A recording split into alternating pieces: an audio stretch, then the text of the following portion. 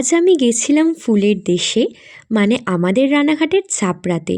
তো চলো ভিডিওটা প্রথম থেকে শুরু করা যাক। আমি কিন্তু দুপুর দুপুর রেডি হয়ে বেরিয়ে পড়েছিলাম চাপড়া যাওয়ার জন্য। আর নিজেকে কিন্তু ভালো মতো প্যাক করে বেরিয়েছি, কারণ রোদ যতই উঠুক না কেন ঠান্ডা কিন্তু বেশ ভালোই লাগছিল। আর চাপড়া যেতে কিন্তু বেশ 10 থেকে 15 মিনিট মতো লাগে আমাদের রানাঘাট থেকে। আর এই গ্রামের রাস্তা দেখতে দেখতে যেতে না আমার বেশ ভালো লাগে। আর আমরা কিন্তু চাপড়া পৌঁছেও গেছি, ওই 10 মিনিট মতো লেগেছিল আমাদের সময়। আর এসেই তো দেখলাম এত ফুল। আমার তো ফুল খুবই প্রিয়, আমি যেখানেই ফুল দেখি সেখান থেকেই কিনি। আর আমি এটাও জানি আমার মতো আর সব মেয়েদেরও ফুল খুবই পছন্দের। তো আমি কিন্তু ফুলগুলো দেখে একটা চুজ করে কিনেও নিয়েছি। আসলে প্রত্যেকবার এসে কিনি গোলাপের ব্যান্ড, আর এইবার না কিনেছি এই ব্যান্ডটা। এটা বেশ ইউনিক লাগলো আমার, দেখতেও খুব সুন্দর লাগছিল। তো আমি কিন্তু এটা কিনে একদম চলে এসেছি ফুলের বাগানে। আর এইবার না আসতে অনেকটাই লেট হয়েছে, মানে এখানকার লোকেদের কাছ থেকেই শুনছিলাম যে জানুয়ারির একদম লাস্ট উইকে ফুল একদমই কমে যায়। যদি জানুয়ারির ফার্স্ট উইকে বা ডিসেম্বরের লাস্ট উইকে আসা যায় তাহলে কিন্তু পুরো ফুলটা দেখতে পাওয়া যায় আর কি, মানে বাগানটাতে পুরোই ফুল ভর্তি থাকে ওই সময়টা।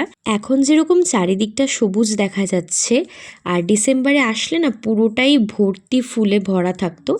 আমি আসলে প্রত্যেকবারই ডিসেম্বরেই আসি, কিন্তু এইবার আসতে একটু লেট হয়ে গেল, কারণ আমার তো গানের প্রোগ্রাম ছিল, তারপর আমার ঠান্ডাও লেগে গেছিলো, আর নিজেদের কিছু কাজ থাকার কারণে আসাও হয়নি।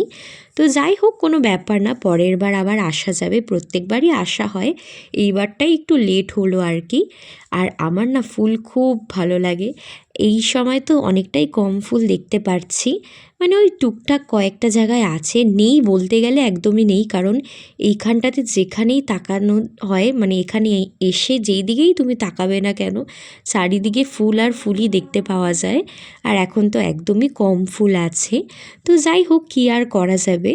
আর আমি কিন্তু বেশ অনেকগুলোই ফটো তুলেছি ফুলের সামনে, আমি ইনস্টাগ্রামে অলরেডি পোস্ট করে দিয়েছি, তোমরা চাইলে কিন্তু দেখতে পারো আমার ইনস্টাগ্রামে গিয়ে, আমি ডিসক্রিপশানে আমার আইডিটা দিয়ে দেবো।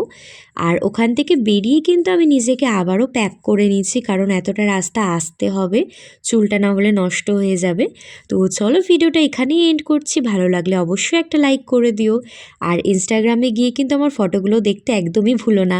আর আজকের ভিডিওটা তোমাদের কেমন লাগলো সেটা কিন্তু অবশ্যই আমাকে কমেন্ট করে জানিও।